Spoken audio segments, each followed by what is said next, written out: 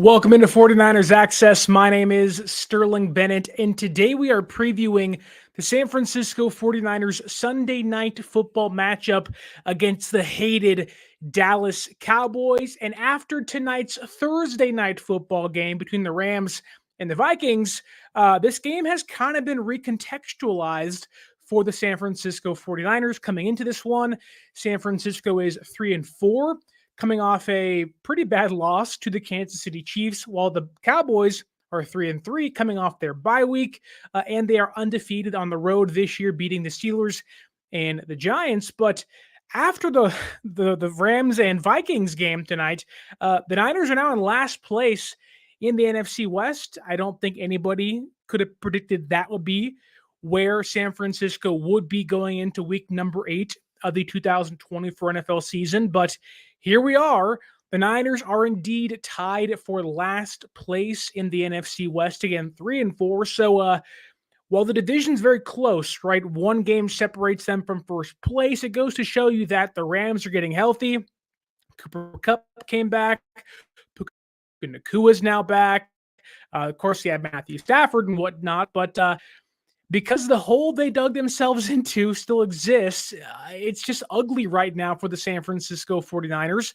And it feels like this game is becoming more important every time you look at it, as every that passes and that clock continues to tick. The San Francisco 49ers have to win this game now more so than ever. They could leave week 8 going into the bye week, last place in the NFC West. Again, just terrible. So you have to win this game.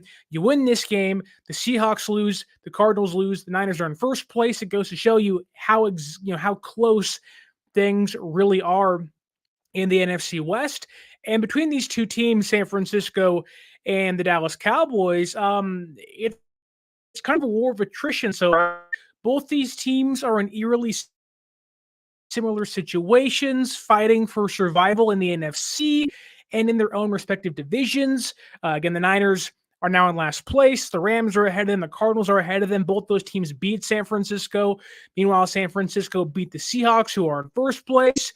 For the Cowboys, they're behind the Commanders, and they are near the Giants, and they're right where the Eagles kind of are, one game separating those two teams. So both these teams were supposed to be the top dogs or one of the top dogs in their own division, now find themselves in third or in last place, not where you want to be. This is, again, a war of attrition for both these rosters.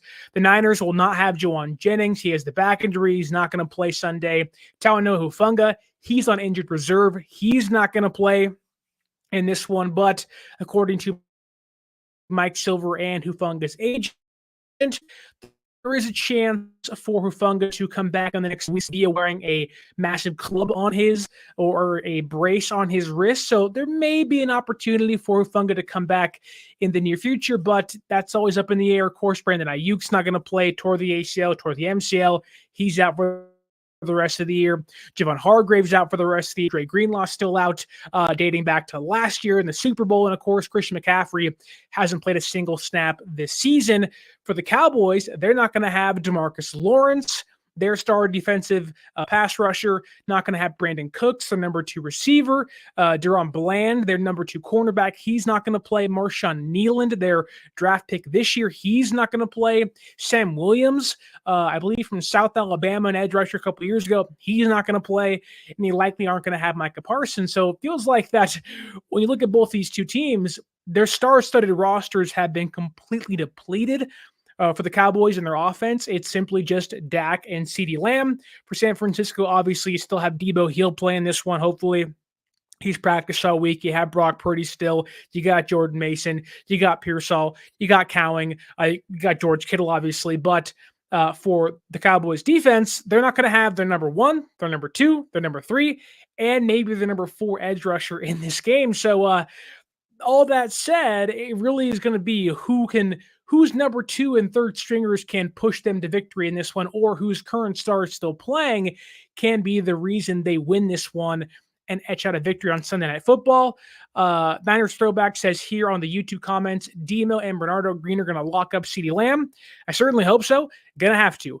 That said, we'll dive into the offense and defense for San Francisco against the Dallas Cowboys offense and defense going forward.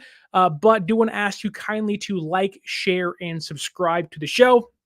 It is the easiest, freest, cheapest way to help the show out. You can also give us a 5-star review on the audio podcasting platforms. But again, the Dallas Cowboys are hoping to go into or come out of their bye week refreshed, ready to go, and get back on track against San Francisco. Meanwhile, San Francisco is trying to get back on track themselves and go into their bye week feeling pretty good, maybe even in first place. So kind of a tale of very similar cities, if you will, in the Dallas Cowboys and San Francisco 49ers. So let's break down the Niners Week 8 Sunday Night Football primetime matchup against the Dallas Cowboys. And let's start with the Niners offense.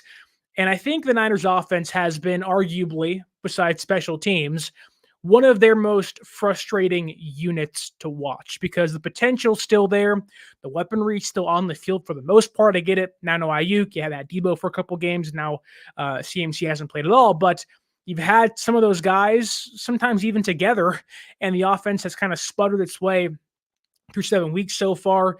You can argue that had the offensive red zone efficiency been a little better, this team could be 5-2 currently and looking pretty good in the NFC West, where everyone else is kind of mediocre. San Francisco finds themselves smack dab in the middle of that mediocrity, which with the roster they have and the offense they have is a massive letdown for who they should have been coming into the year. I will say this, the defenses are attacking the Shanahan style offense a lot differently this year, especially in San Francisco. You see the Chiefs, the Vikings, and others attacking San Francisco's offensive line in different ways using blitzes. They're also forcing the Niners receivers, which already usually aren't great separators, minus a fully healthy, fully integrated Brandon Aiyuk. They're forcing those guys to beat man coverage, which they usually can't. Then, of course, because of those two things, they're disrupting Brock Purdy's timing. So it's kind of a new, I don't want to say innovative because it's football, right? It's not that special, but what it is, it's different. It's new for what San Francisco's offense is facing this year. And it has created so many problems for their offense when Deebo can't separate, Kittle can't separate. Then, oh my goodness, Purdy has 5 guys coming at him. He has, someone misses their block and then it's a sack, it's a pressure. It creates problems for San Francisco's offensive line. But we've seen a lot of people that on Twitter or on the internet, wherever you frequent yourself on social media, a lot of people are hating on Kyle Shanahan. And I get that. There's definitely frustration on my behalf towards him at times. Play calling, time management, just situational football always seems to be a massive question mark for him, which predates this year, obviously. But a lot of people are on the hashtag fire Kyle Shanahan bandwagon. I still think that's asinine. This team was in the Super Bowl, and had they held on or scored 3 more points in regulation, the fire Kyle Shanahan trope is like done forever. It really is done. But here we are, 2024, and people still want Shanahan fired. I would push back on that and say that more so than ever, the San Francisco 49ers need Kyle Shanahan to help get them back on track. Now, that means Shanahan has to learn from what's not working, almost self-scout during the week, which is hard. But that said, thankfully, the Niners are facing an opponent that, kind of like the Seattle Seahawks, their matchup definitely favors San Francisco's offense in this one. But there was one troubling stat I saw this week, and it kind of sums up how this year has gone for San Francisco, whether it is due to CMC being out, due to Aiyuk not being there during the offseason program and holding in for a new contract, or Deebo being on and off the field. The 49ers so far in 2024 have generated one explosive play on a target behind the line of scrimmage. From 2018 to 2023, essentially Jimmy Garoppolo's supposed to be his first full year as a starter, right? All the way until last year. So from Jimmy G and Kittle together to Jimmy G and Deebo together, to Jimmy G and Deebo and Kittle and Aiyuk, all the way to Jimmy G, Purdy, CMC, it encompasses all the good Niner football. They had 70, which is the third most in football during that time. And that's troublesome. You can tell that San Francisco, it doesn't have the playmaking they once had, whether it's guys slowing down, guys being injured. It just feels like San Francisco's offense has gone from line of scrimmage, in the box style of offense over the middle to everything is deep, everything is drop 7. And it's like it's become a pass heavy, but passing down field heavy offense compared to maybe a play action run first offense, which I get it. Quarterback styles, Purdy, Jimmy G, somewhat comparable, but Purdy has a much more high propensity to test the ball downfield, throw deep and test defensive backs and man coverage and whatnot down the field. But it's troublesome to know that this year alone, it's not like, oh, they only have 5. They only have 1. That is like, what are we doing? The offense has changed. They're playing indifferently. You can tell that you can tell the opposing defenses are stacking the boxes to take away the run. Again, then forcing San Francisco's wide receivers to play man coverage, and they just can't beat them.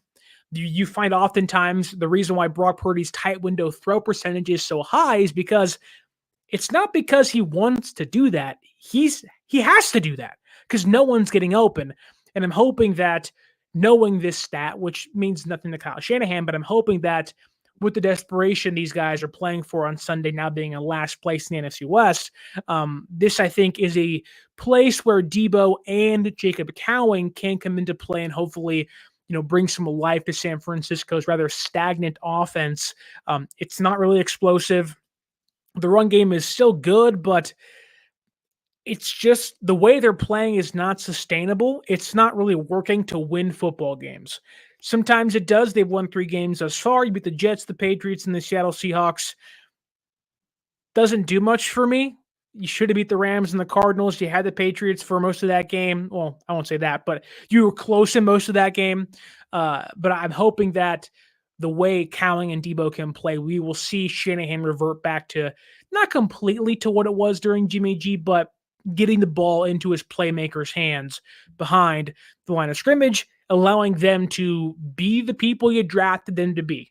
Deebo being the yak guy, being the yak king, if you will, one of the yak bros, and Cowing, who we saw last week, took a screen for 9 yards. Again, it's 9 yards. It isn't 35 or whatever, but you can see that there is speed and playmaking ability on display. It's why you drafted him. I'm hoping that Shanahan leans into the reason as to why you drafted guys, which brings me to the next point of this game of the San Francisco 49ers are going to be relying on young receivers to fill voids. As Larry Matthews says, that Brocktober has not gone to plan.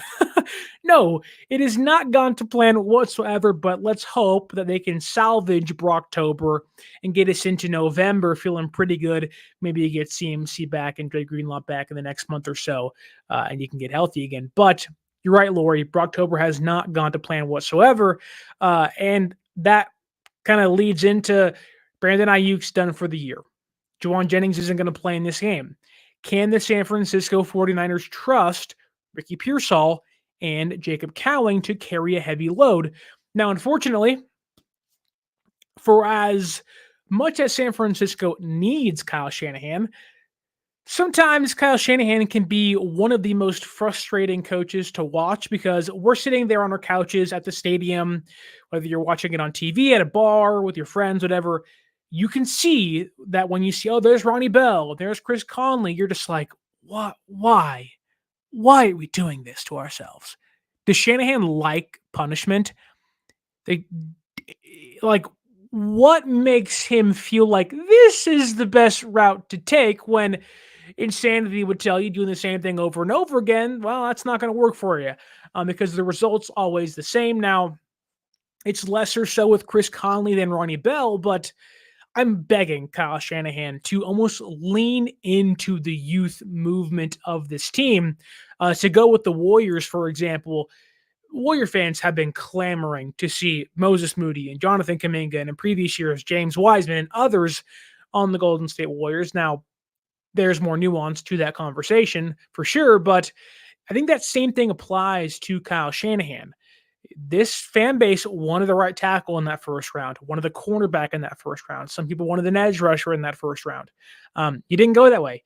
You went with a receiver. Well, it's funny enough that all of that bickering and like moaning of Ricky Pearsall in the first round. Now it's like, thank God you have a first round talented receiver in place. Now, will he play up to par? Time will tell, but I'm hoping that Shanahan can. And this is the biggest thing with Kyle is that he is really a very smart person. There's a reason why so many teams try to copy and mimic what he does offensively, but it does feel like that the league, I don't want to say has caught up to him, but they have certainly caught on to him, right? And that means you have to pivot. Now, I think one thing Kyle Shanahan can learn from Mike McDaniel is getting his guys free releases. Now, Shanahan is usually pretty good at this, but when you have young wide receivers, that in Pearsall's case is known to be a separator, but it's game number 2 after being shot less than 60 days ago. Like the expectations shouldn't be too high, but he didn't play too bad against the Chiefs. I think played pretty good towards the end of that game as he got more comfortable, but I'm hoping Shanahan can get his guys free releases and design those for them. Don't let them just go out there and say beat man coverage. No, Kyle, set them up for success. Now, Brock has to hit them, obviously. They have to do their job, but there is a way Kyle can scheme open his receivers because, when you have young guys on your team, the expectation shouldn't be from day one they're going to be great, right? Most guys aren't Jamar Chase or Brian Thomas this year for the Jacksonville Jaguars, or dare I say, Justin Jefferson, Puka Nacua. Those are rarities, right? And for Shanahan's case, like the team is pointing towards you, like, hey, you are the one that can design this perfect game plan to free these guys up. Like, I want to see screen passes and end arounds, but also I want to see, put Pearsall in motion, get him kind of moving early on the line, then boom, he's got a free release somewhere. There are things Shanahan can do. You can mismatch, put guys in motions for sure, do pick plays, obviously, but both these guys, Pearsall and Cowing, have the skill set to pick up the slack. And I always point to this, that when we were talking about Brandon Aiyuk this year, and I did the whole podcast talking about, replacements for Brandon Aiyuk via the trade market, Brandon Aiyuk was not who he was last year or previous years. You're not asking your rookies to replace an all-pro. You're asking, hey, can you get me over 30 catches this year? Give me over 400 yards. If they do that, they'll surpass Brandon Aiyuk's 2024. I think more importantly, what San Francisco is going to miss offensively, at least that receiver, is that physicality. Now, maybe that's where Chris Conley comes into play, but he's not a big guy. Now that Jauan Jennings isn't going to be out there, I think that's where San Francisco will miss. They'll miss Jennings, I think, more than Brandon Aiyuk, to be honest with you, because you have no idea, and which is kind of goes back to my first point of, will Ronnie Bell play more than Cowing or Pearsall? Because, well, he blocks. He blocks better, which if you're Kyle and you see that the Dallas Cowboys have the worst rushing defense in football, we could see a lot of Ronnie Bell in this game, and it might be for the better in regards to run blocking, but my goodness, as a receiver, you never want to give away a tell of, hey, we're running here or we're passing here, but my goodness, Ronnie Bell's hands have been like Brewski in longest yard. Shouldn't have had that popcorn. He's been terrible as a receiver. So I'm kind of interested to see, begging almost, if you will, for Kyle to utilize his youth. Because they can give you explosiveness. They have 4.3 speed. Cowing's a burner for sure. And I think, to keep the Dallas Cowboys honest, people forget there are two teams playing football sometimes, and that includes me. You're going through paper, looking at stats, and, how can you beat this team in this way and that and the other? And you're like, well, why didn't it work out? And you're like, well, the other team plays football too. So with that said, the Dallas Cowboys are sitting back like, man, they ain't got Jennings. Aiyuk's now gone for the year. Deebo had pneumonia-like symptoms. Like, he's just out of the hospital a couple of days ago. Like, man, like, Trevon Diggs and Malik Hooker and Jordan Lewis, like they are licking their chops, hoping to jam these guys at the line, play some man coverage. Like they really are looking forward to playing San Francisco because they had the bye week. They can prep for these guys and they're rookies. Like that's why young players have to rely on Kyle to almost not do their job for him, but it's like, hey, be the coach, be that genius you once were. The great thing about this, though, is which I think is uh, will be a main factor in this game is both teams' pass rush, and for San Francisco's offense, the Dallas Cowboys again aren't going to have what seems like DeMarcus Lawrence, Micah Parsons may or may not play game time decision, but didn't practice today, so kind of feels like he's not going to play in this one.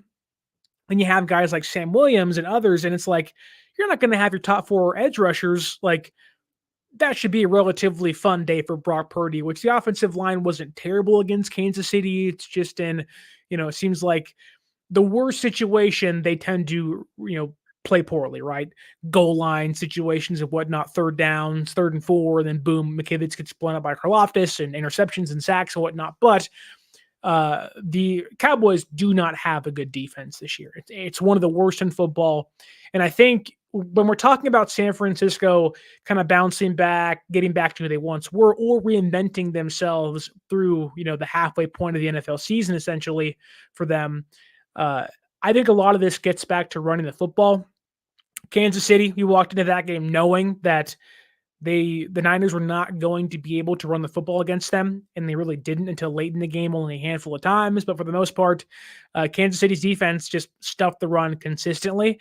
That shouldn't be the case for the Dallas Cowboys. I know I talked about, I think after the Cardinals game that, well, paper doesn't matter. Stats don't matter. This team defies all the logic and stats that they're out there, which is true. But when you see a Dallas defense this bad, it almost makes you wonder, like, oh my goodness. Like, if they cannot run against this run defense, they're like, it blows my mind as to what, like, it'll make me question everything because the Dallas Cowboys run defense, just stat wise, and I'm going to read you a lot of stats here, but I'll simplify the whole thing for you. This year alone, the Dallas Cowboys rank 32nd in EPA, expected points allowed per play. Dead last. They rank 30th in success rate allowed. They are 29th against the run per DVOA, and the adjusted line yards allowed, they are 30th. Stick with me here. I promise it'll make sense. The 2024 Dallas Cowboys rank 798. So there's 798 teams that have played football since the year 2000 to 2024. Okay. The Dallas Cowboys rank 798th, right? 798th EPA per rush. One of the worst teams in football. They rank 790th in defensive rushing success allowed. They rank 786th of rushes per touchdown allowed, and they rank 798th in opponents' percentage of rushes for first downs. To simplify this for you, they're dog shit. They're terrible. They are one of the worst run defenses of all time since the year 2000. And if there is a head coach that says, you know what, we want to run the rock, ground and pound, get back to our identity, well, what better opponent to do that against than one of, if not the worst run defending teams in the NFL since the year 2000? And to make this more simple for you, teams are averaging 31.5 attempts on the ground per game. They're averaging, with those 31.5 attempts, 4.5 yards an attempt.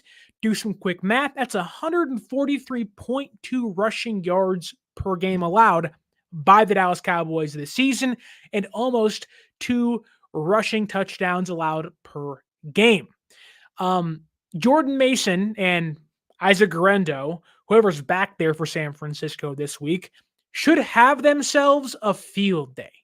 You talk about bouncing back, getting right, finding your identity once again. You want to run the rock, you're facing the right team to just run through. Now, the Dallas Cowboys have been a team that, even when they're fully healthy with Parsons and Lawrence and others involved, they've never been a great run defense. But with those guys out, they have cratered to, again, one of the worst run defenses in football since the year 2000. We're not talking they're the 20th worst. No, they're like the second worst run defense of all time since the year 2000. And you add more into this, Jordan Mason, who Kyle Shanahan's going to be doing wide zone, inside zone stuff, following Dominic Pooney, pulling guards out, following Trent Williams, who, hasn't been great this year, but still Trent, right? Jordan Mason so far this year, who has been phenomenal for San Francisco. 53 forced tackles missed. He has forced 53 missed tackles this year, the most in the entire NFL. The Dallas Cowboys have a missed tackle percentage of 15.8. That's the worst in football. So when you combine terrible run defense and bad tackling, what does that signify to you? That to me signifies one of two things. The first thing is run the rock, pound the rock, run it down their throats consistently.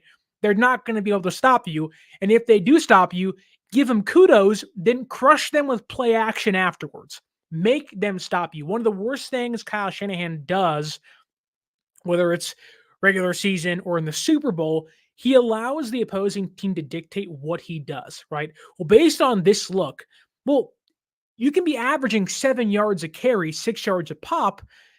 Make the other team stop you. Spagnuolo is great at doing this. He'll give Shanahan the look he wants to pass the football because he wants Shanahan to call passing plays, whether it's to stop the clock or forcing completions or get turnovers, because he knows his defensive line and his blitz packaging can get home and cause havoc on the quarterback. You almost want Kyle to be himself. Be as stubborn as you possibly can be, Kyle, and run the rock as long as you can and make the Dallas Cowboys stop you. That's what I want from Kyle Shanahan in this game. That said, when the Dallas Cowboys do stop you or they stack the box further, hello, hola, ¿cómo estás? That's when you hit them with the play action. Boom, play action, Kittle's downfield, deep crosser, get a little post route. See some Kyle Juszczyk stuff. I'm waiting for that Kyle Juszczyk seam pass on play action to actually work once. We tried it against the Eagles in 2020. I think they tried it last year and they hit it, but it wasn't. He got tackled. He didn't run very far afterwards, I believe. But I'm waiting for that play to finally hit. I know I have a weird feeling Shanahan's like, I'm going to call this Sunday night. It's going to be awesome. And it's prime time Dallas Cowboys. It's like you really got to pick yourself up. I want to see George Kittle out there with the F Dallas t-shirt on touchdowns. And I really do think that, this can be.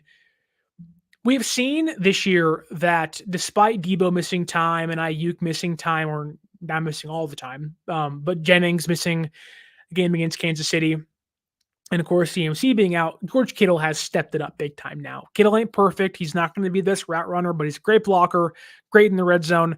And he has been this team's most reliable weapon thus far this year. Obviously, against Seattle, he had 2 touchdowns, which were awesome to see. I can see that this being another Kittle game. If the run's working, there is one player that can help you get open via play action. That's George Kittle. He's just kind of one of these ultimate mismatches for a defense. Now, it'll be interesting to see how the Dallas Cowboys scheme for him. Do they want Michael Kendricks to be on him, which, funny enough, kind of burned San Francisco during the offseason?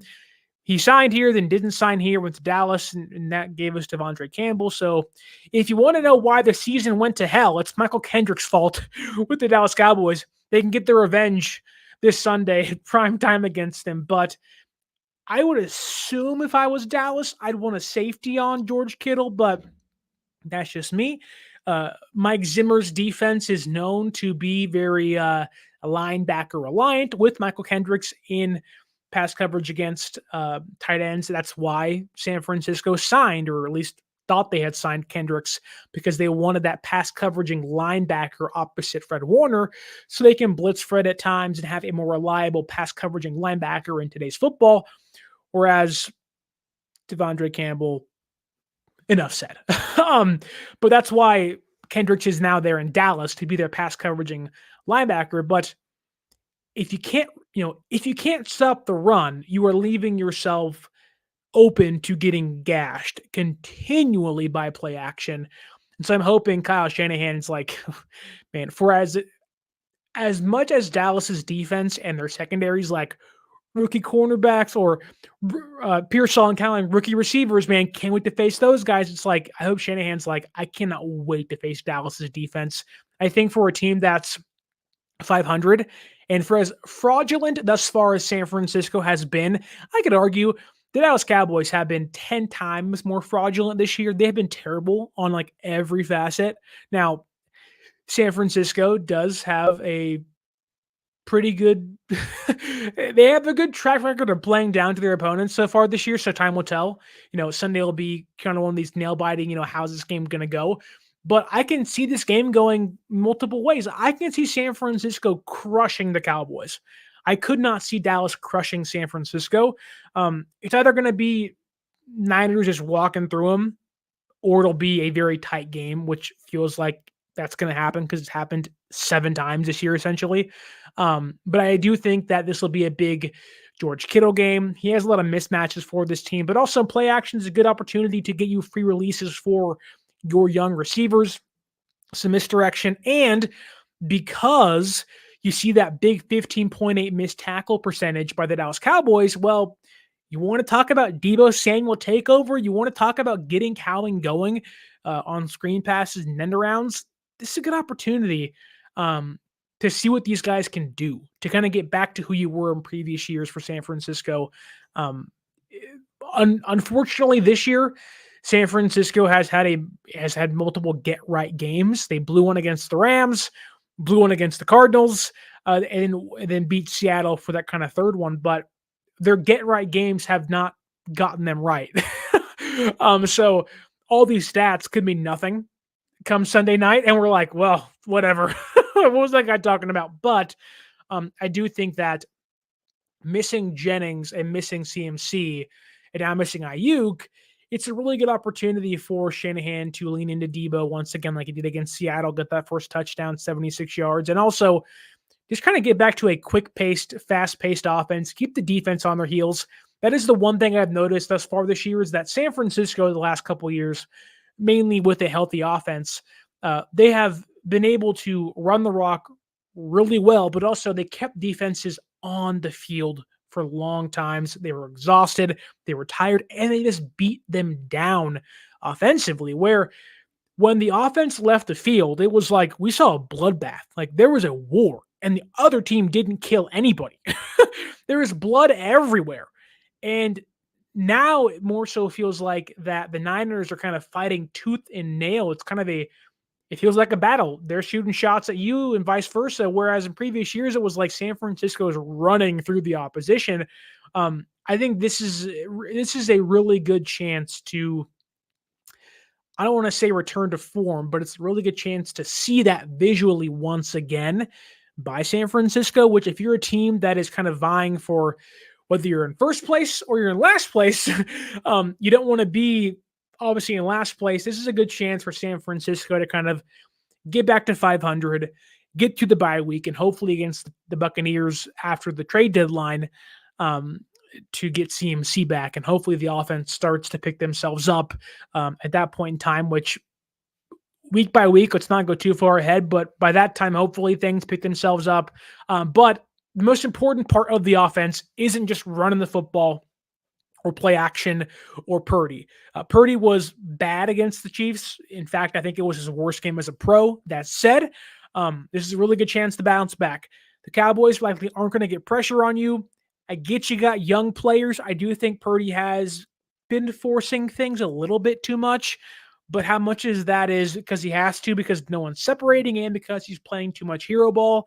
Unfortunately for Brock, I think sometimes that gunslinger comes out too much.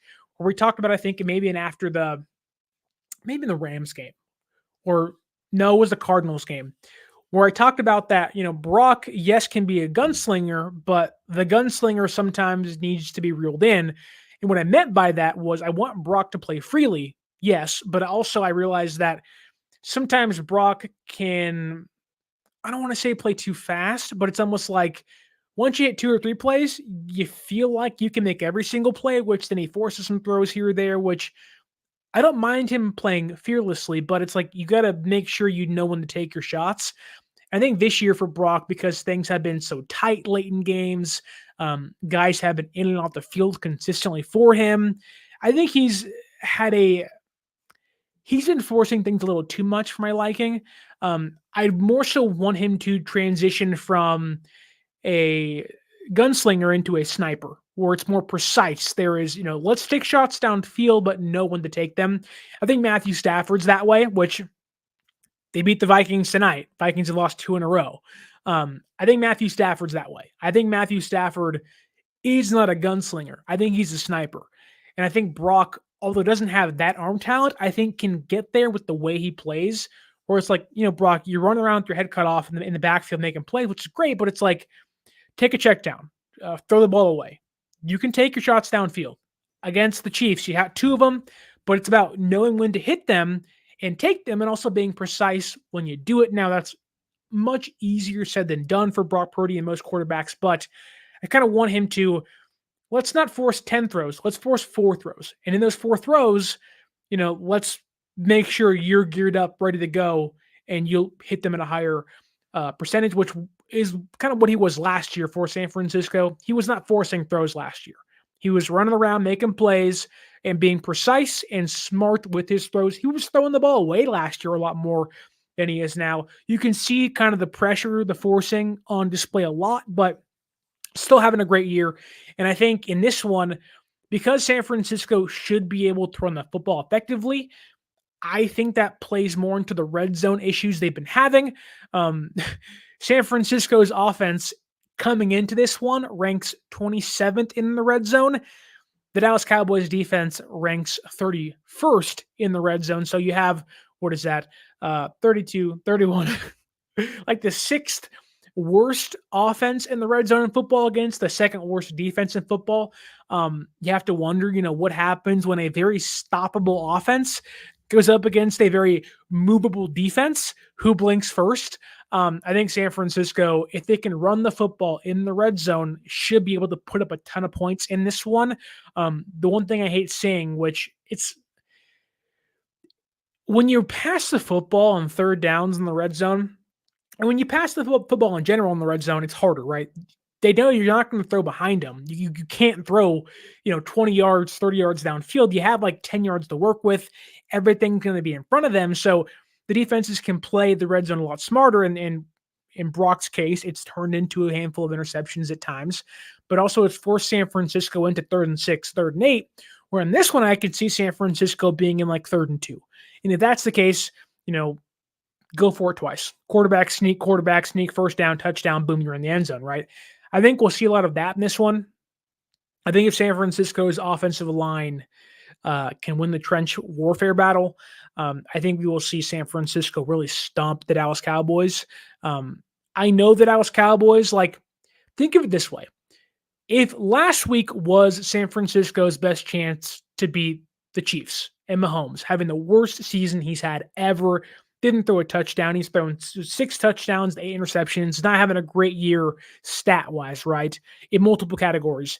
If that was San Francisco's best chance and they blew it, I can see Dallas saying oh, we can finally beat San Francisco. They're not having a great year. Then San Francisco being like, okay, we lost to the Chiefs, but there is still levels to this, and you're just not on our level just yet. And that so far is not even great this year.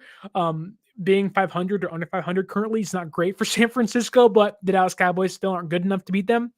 I can see that certainly happening in this one, but I think for Brock in particular, running the football is going to help him immensely.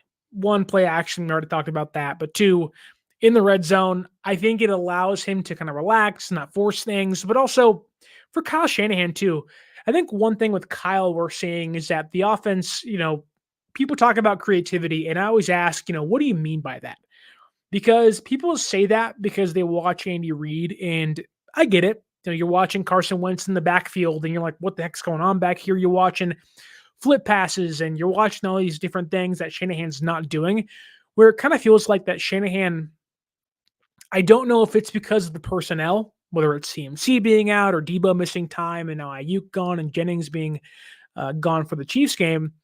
It's like, okay, but you were doing all the things Andy Reid's doing, kind of like the end arounds, the screens, the Deebo Samuel passing plays to Jauan Jennings and against the Rams at SoFi. And like even last year, you saw Christian McCaffrey, or no, saw Jauan Jennings throw a touchdown pass to Christian McCaffrey in the Super Bowl.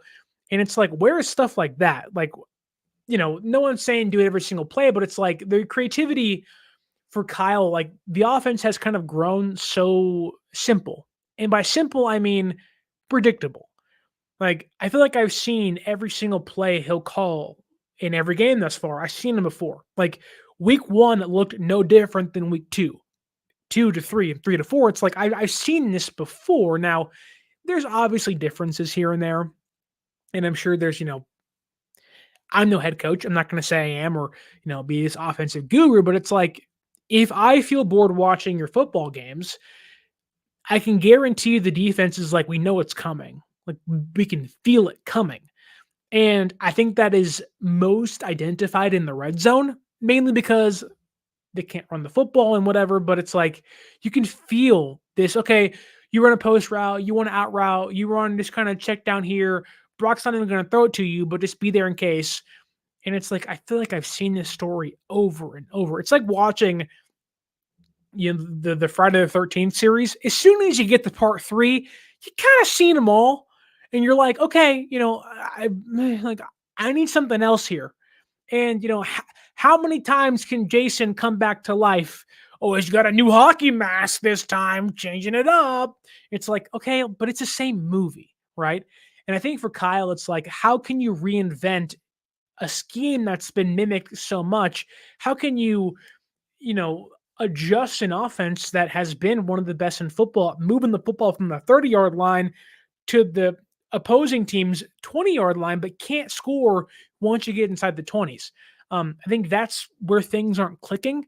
I know Kyle won't tell you what's going on exactly. He's never going to tell the secrets, but it's like, this is a game where if you continue to struggle in the red zone and on the ground, like there's something like it's a Kyle problem at that point. And unfortunately, in a game like this, people will point to, well, Deebo was in the hospital and Jennings and Aiyuk and CMC, but it's like you were successful without those guys. Like 2019, you had Deebo as a rookie. And sure, the offense took on new strides once Emmanuel Sanders got traded for and whatnot, but you had Raheem Mostert and Jeff Wilson and Matt Breida, and you can run the football in the red zone with a worse offensive line. Like, what's going on? So I have a hard time believing that the issues are personnel related when the personnel was arguably worse and they were much more successful in 2021, 2019, and really even before Christian McCaffrey got here in 2022. You had Elijah Mitchell and Jeff Wilson Jr., and they weren't great that year, but they were scoring in the red zone at least. And it's like, what's going on? So I'm hoping that Shanahan, yes, viewed this as a get in, get out, get a win, no one else get hurt for sure. But it's like your season's on the line. The Rams won tonight. You're in last place. If you lose against the Cowboys and you're 3-5 in the bye week, you're going to start thinking about, how can we, move Travis Ward and Joshua Dobbs and, would a team take on Ambry Thomas and, John Feliciano? And I don't think they would want to do those things, but it's like sometimes you're forced to. If a team will give you a 3rd-round pick for Travis Ward or 2nd-round pick, you'll say yes in a heartbeat if you're 3-5. Now, I hope they're 4-4. That's the goal, right? But I think for the Niners, you dug yourself into a hole. You have failed to execute over and over and over again. Now you have to find a way to dig yourself out of it. Now it's tough. Your personnel is banged up. You're injured. You don't have your all-pro wide receiver in Brandon Aiyuk. You don't have Jauan Jennings having a career year. Deebo is in the hospital, and all those excuses certainly exist, but this is the NFL. There are no excuses. Your quarterback's still healthy, who you're going to pay $60+ million to. Your head coach is still there, who's been one of the best, leading offensive callers in football since 2019. You have Trent Williams. You have a better offensive line besides center and right tackle, right? But you have Jordan Mason having a great year. Like, I know people want to point to this and be like, well, these guys are hurt, but it's like, no, there are no excuses. The entire league is banged up. Andy Reid had no problem scoring more points once Juju Smith-Schuster got hurt. The Dallas Cowboys, who are terrible, still beat the Pittsburgh Steelers and the Giants. The Giants beat the Seahawks. Like, the injuries simply do not matter in the NFL. It's about being outcoached. And I think that, well, yes, it helps to have, better personnel for sure. I think Shanahan has been outcoached for a large portion of the season, and a lot of that has been special teams. Now, unfortunately, in this one, San Francisco, with the 31st ranked special teams unit, are facing the number 1 special teams unit in football per DVOA with the Dallas Cowboys. That's a nightmare. Sound the sirens, DEFCON 5, call the police, call the emergency systems, like whatever you have to do. That is a horrifying thing to look at and face and go, oh my God, we're going to have like 9 punts blocked. At that point, go for it on 4th down every time, Madden style. Never punt. Don't kick field goals. Go for 2 every single time. That is horrifying to know that teams that are ranked 14th are getting amazing plays off of our special teams. Now you're playing the number 1 team in football. It's like, uh-oh, we're going to lose this game because the Cowboys returned 7 kicks for touchdowns. Like, my God. My fingers are going to be crossed. My toes are going to be crossed every single time a punt or a kick takes place. Because Andrews Carlson's out there missing PATs. And it's just like, what else could go wrong? But thankfully, that's why you have a defense to step up. And you know me, if you've watched the show, I have been not pleased, but I have been okay. In a world of you give 2 thumbs up for excellent, I would give a 1 thumb up for the defense thus far this year. They've had their problems. Red zone defense wasn't great against Kansas City. 3rd down defense was pretty bad early in this year, but they've kind of turned that corner. It's not great. They got holes still. Talk about personnel hurt in a unit. Devondre Campbell, just my God, why do you play football? At this point in time in your career, I'm sure you're a great guy, but his whole, my God, it is like a black hole of ass out there playing linebacker number 2 for this team. But that brings me to my first point against the Cowboys offense, that being Dak Prescott. The newly minted paid quarterback loves to target the middle of the field, 9.6 yards per attempt. It's pretty good. Pretty good. I think, Dak Prescott, it's hard to read, okay? Dak Prescott is 6.6 yards per attempt. That ranks 27th in football. The Niners give up 9.6 yards an attempt over the middle of the field. Devondre Campbell, you are going to be targeted like there has never been in your life. This is going to be your day of reckoning, brother. You're going to see Jake Ferguson and CeeDee Lamb and Jalen Tolbert and Rico Dowdle just screen pass, check down, 10-yard flat, 10-yard curl, just right in front of your face. The L routes, whatever else you want to put out there. It is going to be, hey, who do you want to target on this play, Dak? Oh, Devondre Campbell. He is going to eat him for breakfast, lunch, dinner, maybe even dessert. If you're a Lord of the Rings fan, second breakfast is involved in there somewhere. It is going to be an absolute nightmare, which is why, if you're San Francisco. Now, I didn't mention Fred Warner because Fred is obviously great, and teams are not going to target Fred Warner when you can just target Devondre Campbell. Fred will do his job. Fred's great. I have no problem with Fred. He's just the best linebacker in football by a country mile. Just great. So Fred's excellence goes without mentioning, but Devondre Campbell's terrible play is needed to be mentioned because it's a massive detriment to this team. That said, That is why San Francisco's defensive line is going to be a massive key in this game. I cannot wait. I cannot wait to watch, and it's going to be great because I know a lot of you out there were like, man, San Francisco should have drafted Tyler Guyton from Oklahoma, which, look, I'm Boomer Sooner for life out here, but he's been terrible. Like, he's the Devondre Campbell of offensive linemen.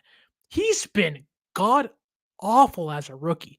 Now, maybe in 4 years, we're like, wow, look at Tyler Guyton. He looks great. But my God, he's been Colton McKivitz level of bad, if not worse, for the Dallas Cowboys. And that's pretty bad.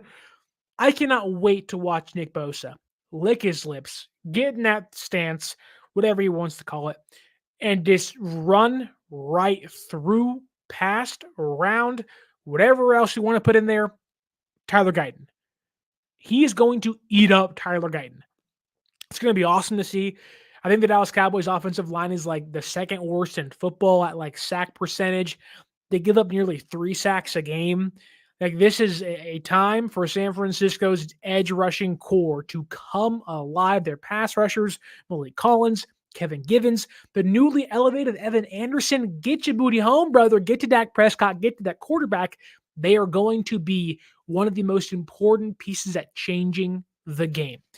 I would expect a lot of screen passes, end arounds to CeeDee Lamb.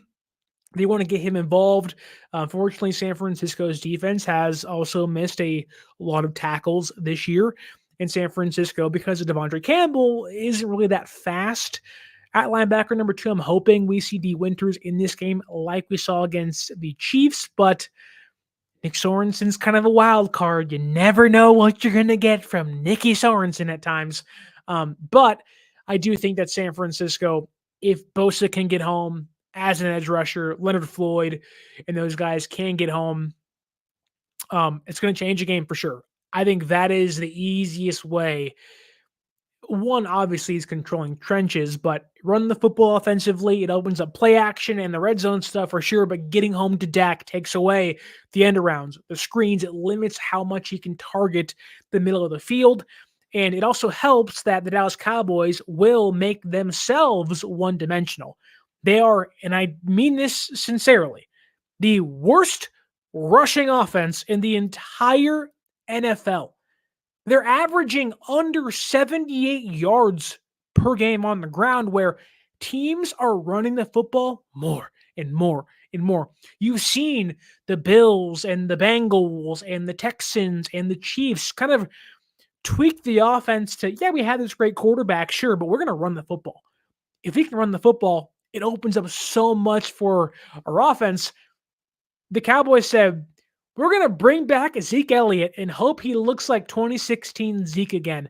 He looks like he should be in the granny house out there being like, did you give me my warm cup of milk before bed?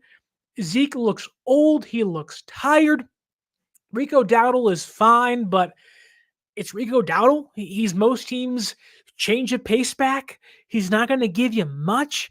Again, they are going to make themselves one-dimensional. And I think if you can get to Dak Prescott, bring him down, you're going to force, third and long, second and long. It's going to take away the middle of the field because he's going to have to pass the football down the sidelines, up the seams, which San Francisco secondary has been pretty good this year. Whether it's Lenore has been otherworldly, Renardo Green has been awesome since being a starter, and against Kansas City, Charvarius Ward wasn't too bad. He wasn't great, but he wasn't too bad. Probably one of his best games so far this year. But I have a lot of trust in San Francisco's secondary to make plays to keep the offense alive.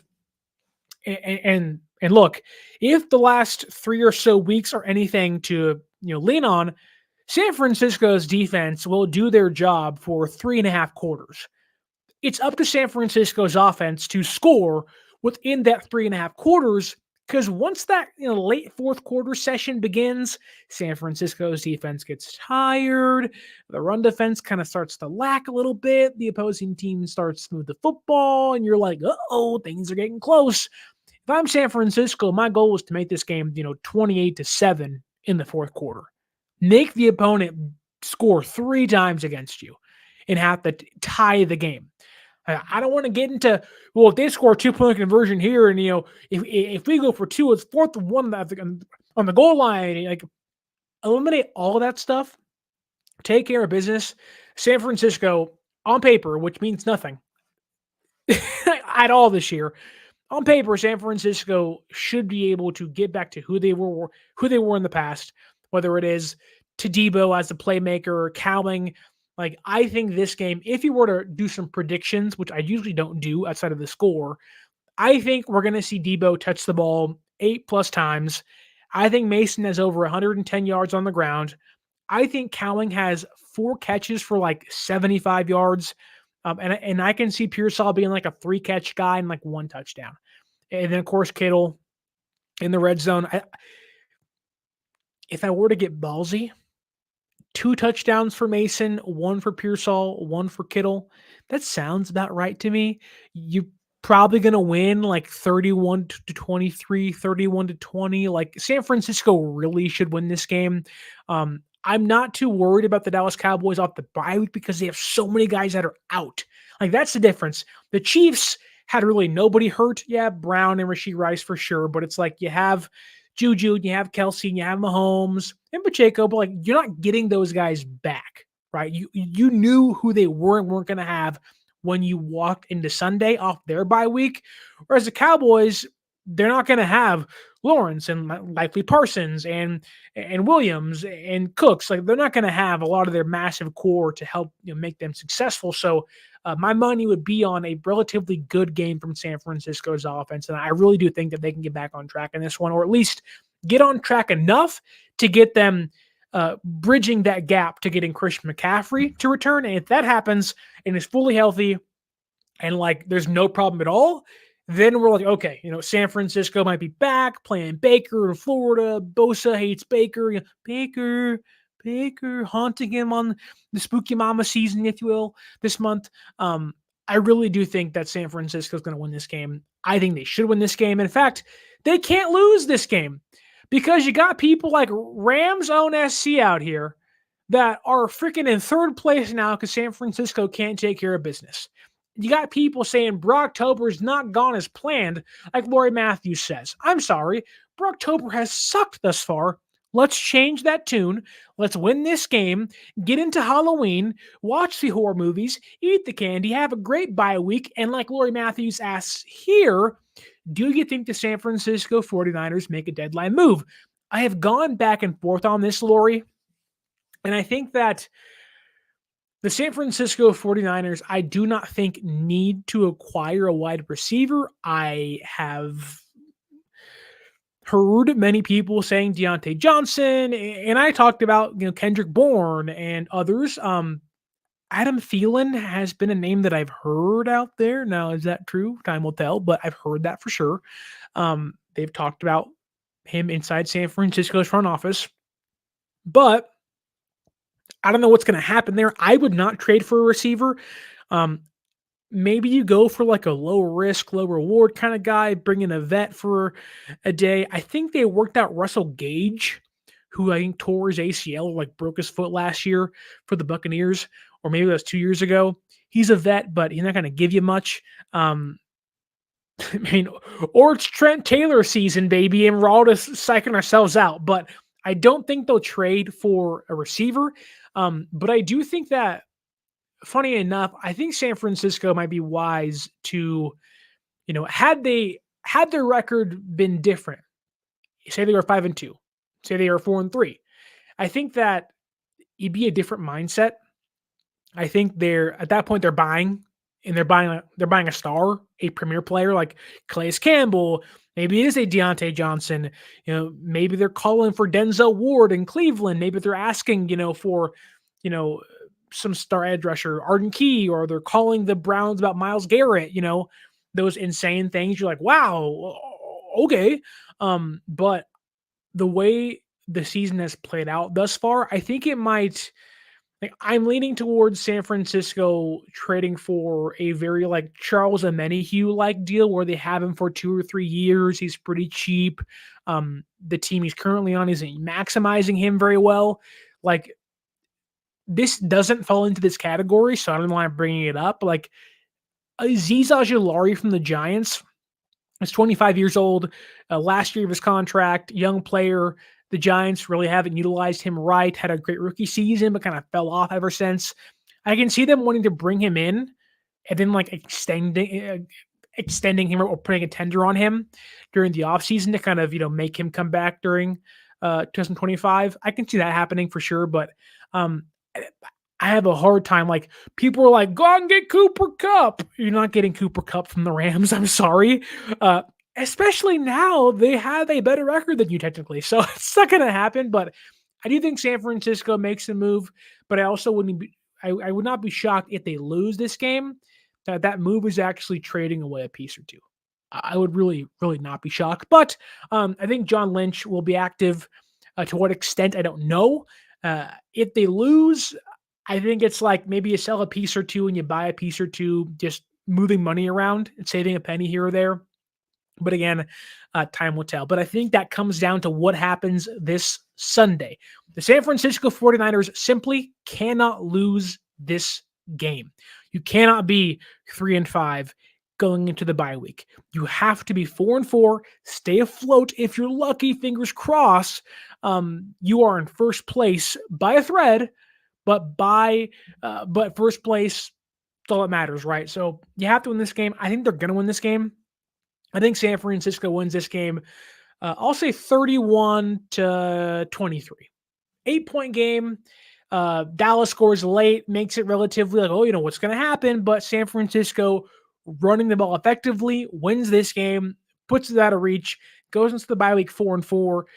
And I say that with the biggest worry in the back of my mind, like they can win, but they can also lose this one. So they have to win. It's desperation time. Play like you're in the playoffs, like your season's on the line, because it really is. It really, really is. It's not getting any easier. It's only going to get harder, even once or if CMC comes back. There is no promises for wins. The Rams are healthy again. The Bills are waiting for you. The Packers are waiting for you.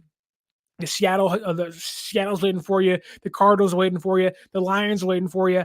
The Buccaneers waiting for you. Like, it's not going to get any easier anytime soon.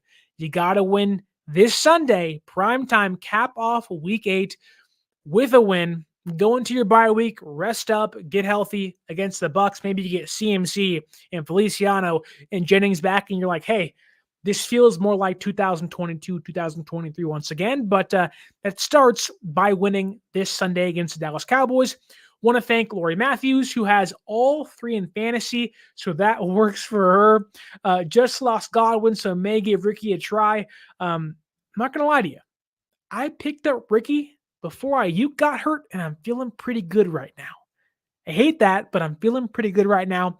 Want to thank Lori Matthews. Want to thank Rams Own SC, Papa J, a Niners Throwback. Thank you all so much for commenting in the YouTube chat. Hope you have a wonderful rest of your Thursday night leading into your Friday morning.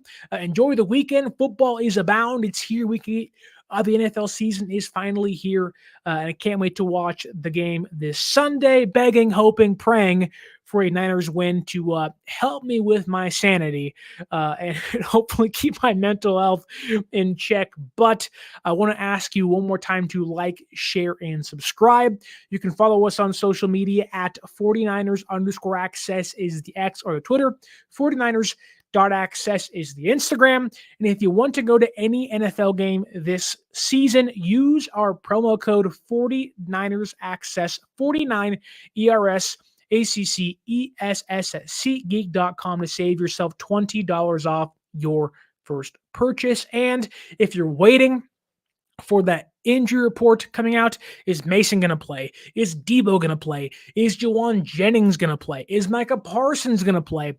Don't go to Twitter. Don't go to ESPN or Fox Sports. Go to sportspyder.com.